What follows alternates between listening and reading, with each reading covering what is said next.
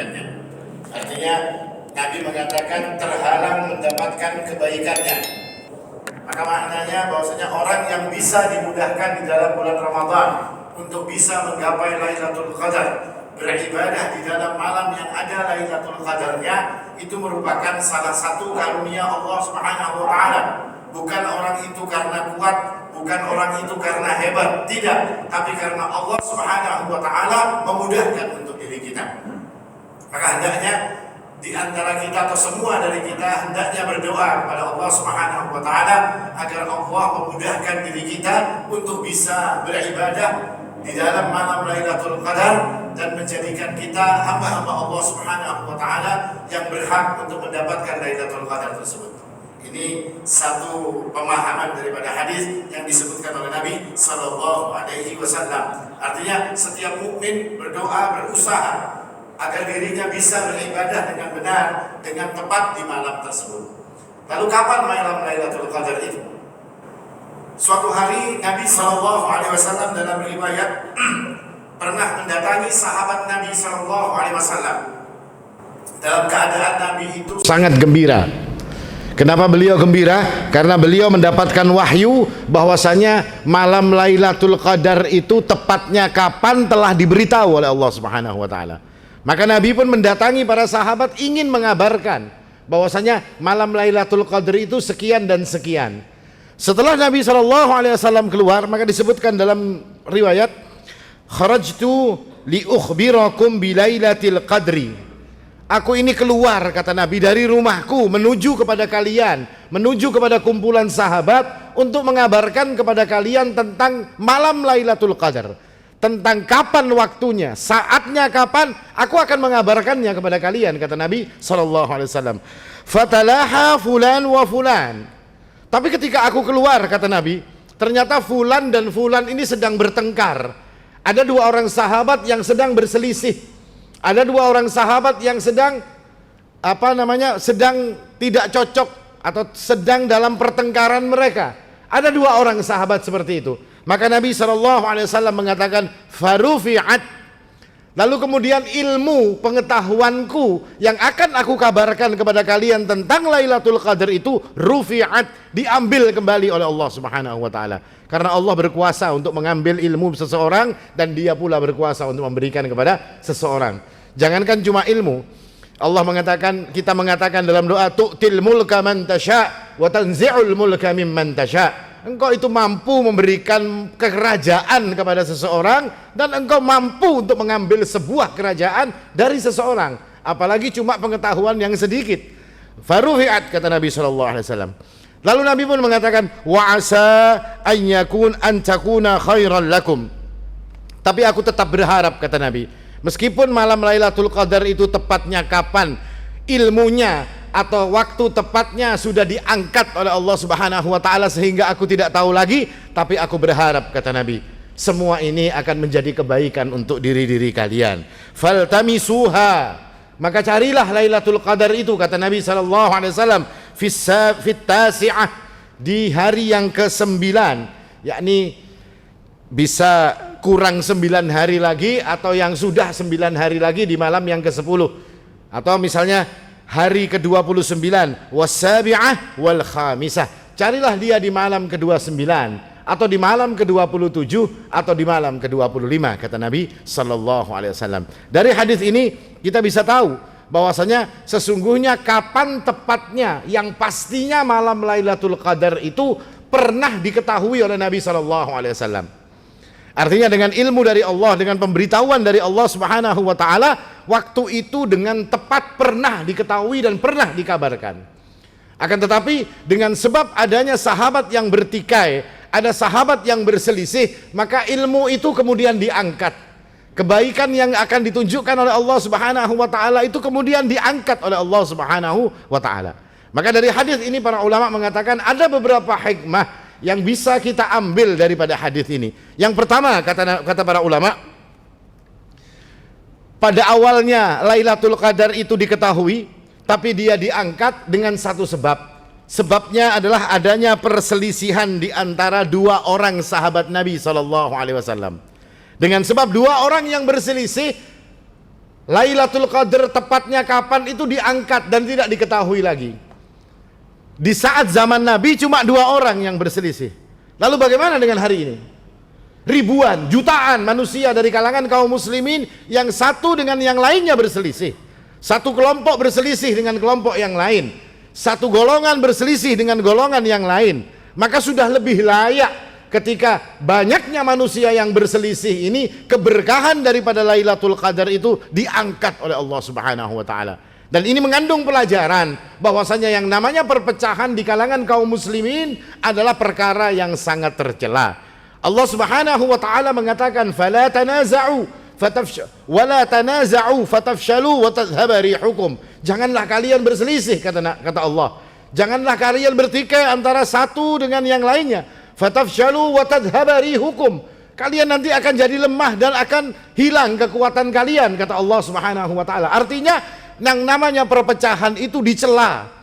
Allah tidak suka dengan yang namanya perpecahan. Allah tidak suka dengan yang namanya perselisihan di antara kaum muslimin. Allah itu menginginkan kaum muslimin itu rukun. Allah mengatakan wa'tasimu bihablillahi jami'a. Berpeganglah kalian kepada tali Allah.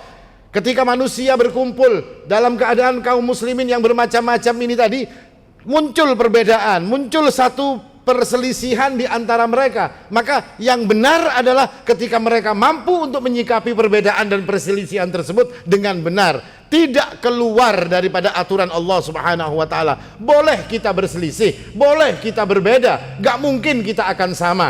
Akan tetapi jangan sampai yang namanya perselisihan itu menjadikan seseorang seperti tidak bersaudara lagi.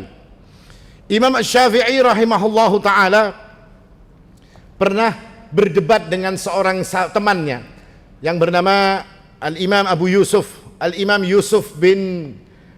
Abu Yusuf, atau wallahu a'lam, ada seorang teman daripada Imam Syafi'i. Berselisih beliau, berdebat dengan sangat hebatnya dalam satu masalah.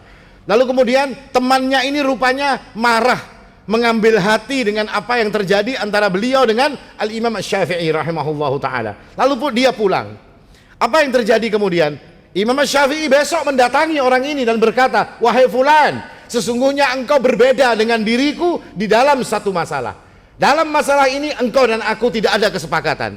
Tapi ketahuilah wahai fulan, sesungguhnya engkau dan aku tetap bersaudara. Masya Allah.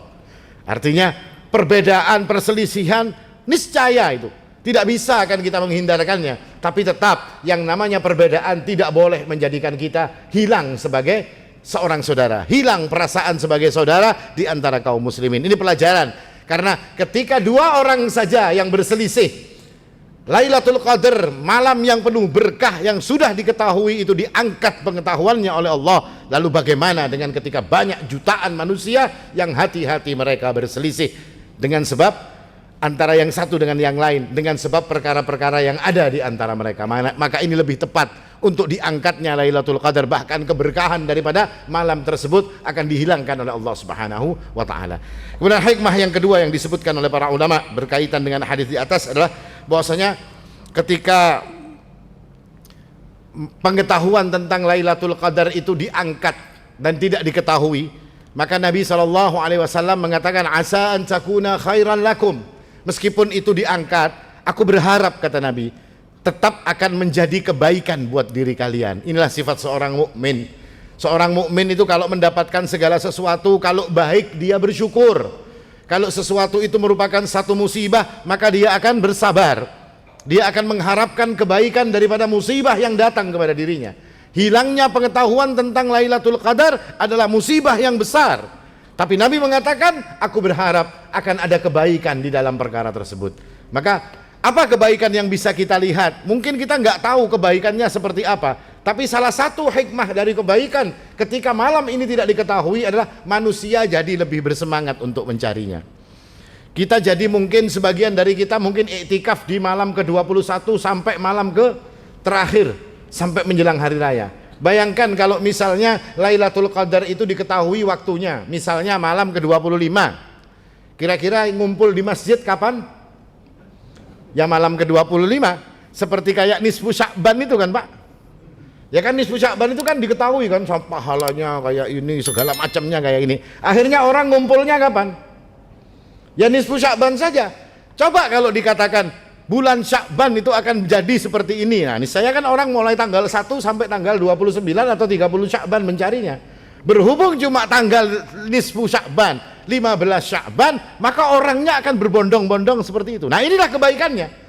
Apa maknanya? Orang jadi bersemangat di dalam beribadah. Orang jadi bersemangat di dalam mencari Lailatul Qadar. Orang jadi bersemangat untuk mencari kebaikan daripada malam 1000 bulan ini. Lalu mereka bersungguh-sungguh di dalam menjalankan ibadah di hari atau 10 hari terakhir daripada bulan Ramadan. Ini hikmah yang disebut kebaikan oleh Nabi SAW. Karena apapun yang terjadi bagi seorang muslim pasti ada kebaikannya. Karena Allah Subhanahu wa taala tidak mungkin akan menjadikan keburukan bagi seorang mukmin. Makanya kita diperintahkan untuk husnudzon kepada Allah Subhanahu wa taala. Apapun yang dilakukan oleh Allah.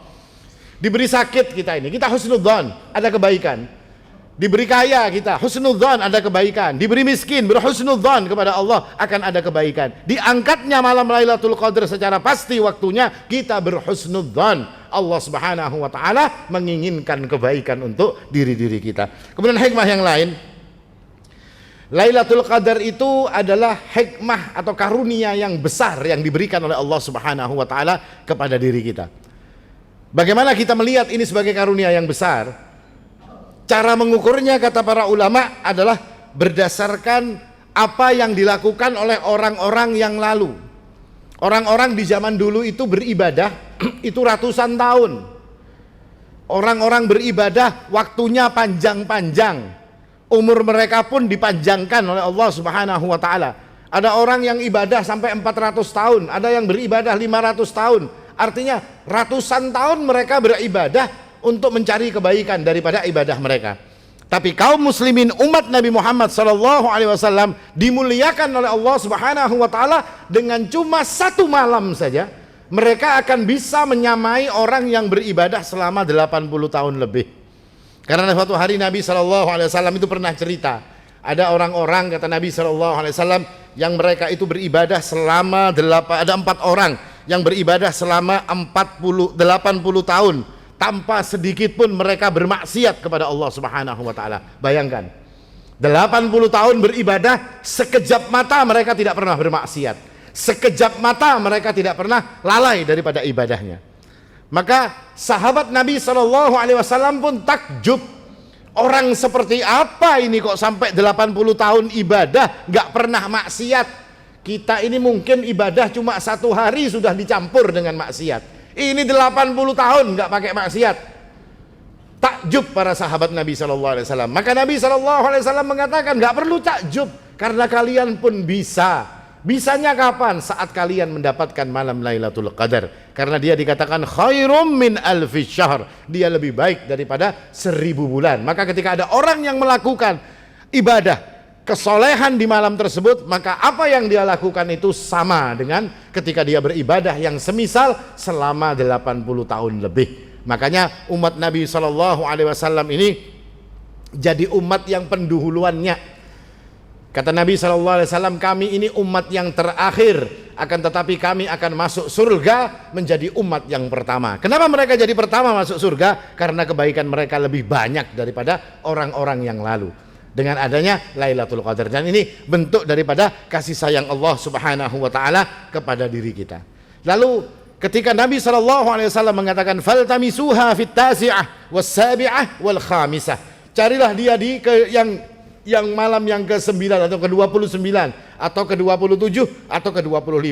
Maka di mana gerangan malam Lailatul Qadar tersebut? Maka para ulama mengatakan bahwasanya malam Lailatul Qadar ya seperti yang dikatakan oleh Nabi SAW, dia berada di malam-malam ganjil di 10 hari yang terakhir.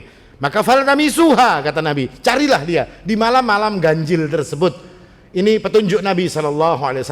Artinya para ulama mengatakan Lailatul Qadar itu terbagi dua. Mereka mengatakan malam Lailatul Qadar itu berpindah-pindah. Bisa 21, bisa 23, bisa 25, bisa 27, bisa 29. Ini kata para ulama, sebagian para ulama mengatakan seperti itu berdasarkan apa yang dikatakan oleh Nabi. Cari dia di malam ini, malam ini, malam ini kata Nabi. Tapi ada sebagian orang yang mengatakan tidak. Seperti sahabat yang mulia Ubay bin Ka'ab radhiyallahu anhu. Beliau mengatakan malam Lailatul Qadar itu di malam ke-27. Beliau berkata, wallahi alladzi la ilaha illahu, demi Allah yang tiada Tuhan selain dirinya, innaha la fi Ramadan, sesungguhnya malam Lailatul Qadar itu berada di dalam bulan Ramadan. Wallahi inni la a'lamu ayya lailatin hi, sesungguhnya aku ini benar-benar tahu kapan malam tersebut. Hiya lailatul lati amarana biha Rasulullah sallallahu alaihi wasallam biqiyamiha, dia adalah malam di mana Nabi sallallahu alaihi wasallam memerintahkan kami untuk menghidupkan malam tersebut, untuk menegakkan malam tersebut dengan berbagai macam ibadah. Hiya lailatun sabihah sab'i wa ishrin, dia malam yang ke-27, kata Ubay ibnu Ka'ab. Ini satu pendapat yang diucapkan oleh sahabat Nabi SAW, Ibnu Ka'ab. Artinya malam Lailatul Qadar itu berada di malam yang ke-27. Riwayat lain yang menguatkan bahwasanya dia ada di malam 27 adalah ketika ada seseorang bertanya kepada Nabi SAW. Orang itu berkata, ya Rasulullah, ata rajulan atan Nabiya sallallahu alaihi wasallam faqal, ada seseorang yang datang kepada Nabi lalu dia berkata, ya Rasulullah, inni syaikhun kabirun alilun, saya ini orang yang sudah tua wahai Nabi, penyakitan sudah, banyak susahnya sudah, karena sangat tuanya saya. Yasyuqqu alayyal qiyam, saya ini kalau disuruh menghidupkan malam-malam untuk mencari Lailatul Qadar itu susah bagi saya, karena saya ini sudah tua wahai Rasul. Lalu dia mengatakan, fa'murni bilailatin la'allallaha yuwaffiquni fiha lailatul qadar, maka tolong wahai Nabi, tunjukkan kepada saya satu malam saja yang saya akan beribadah di dalamnya, dan saya berharap, kata orang ini tadi, Allah Subhanahu wa taala akan menepatkan apa yang saya lakukan di satu malam tersebut dengan malam Lailatul Qadar. Artinya orang ini susah, tua sudah, repot untuk menghidupkan malam selama 10 hari berturut-turut. Dia minta satu hari saja wahai Nabi, malam yang mana, satu malam saja saya akan bersungguh-sungguh biar mendapatkan Lailatul Qadar. Maka Nabi SAW mengatakan, alaika bis-sabi'ah, hendaknya engkau menghidupkan malam yang ke-27. Nah, dari ini maka para ulama mengatakan malam Lailatul Qadar itu ada di malam yang ke-27. Tetapi tetap para ulama berselisih pendapat. Ada yang mengatakan di malam-malam ganjil di 10 hari terakhir, ada yang mengatakan bahwasanya Lailatul Qadar itu tepat di malam ke-27. Alhasil yang manapun dia, yang jelas kita disunnahkan untuk menghidupkan malam-malam Ramadan kita untuk mencari Lailatul Qadar. Karena Nabi SAW mengatakan, man qama Lailatul Qadri imanan wa ihtisaban ghufira lahu ma taqaddama min dzambih. Orang yang menghidupkan malam-malam Lailatul Qadarnya, maka Allah Subhanahu wa taala akan memberikan ampunan atas dosa-dosanya yang telah lalu. Maka hikmah bagi kita adalah dengan menjadikan malam-malam ganjil terkhusus di 10 hari yang terakhir adalah tempat bagi kita untuk berburu dalam tanda kutip Lailatul Qadar. Berburunya kita terhadap Lailatul Qadar untuk satu alasan, agar Allah Subhanahu wa taala memberikan kepada kita kebaikan yang lebih daripada 1000 bulan. Ini kira-kira yang bisa ulun sampaikan. Mudah-mudahan kita diberikan kemudahan, diberikan semangat oleh Allah Subhanahu wa taala untuk bisa mencari malam Lailatul Qadar. Dan kita berharap pula agar Allah Subhanahu wa taala menjadikan kita ini bisa menepati malam tersebut dan mendapatkan kebaikan daripada malam Lailatul Qadar tersebut. Aqulu qouli hada wal haqqu indallah, subhanakallahumma bihamdik asyhadu an la ilaha illa anta astaghfiruka wa atubu ilaik. Tsumma assalamu alaikum warahmatullahi wabarakatuh.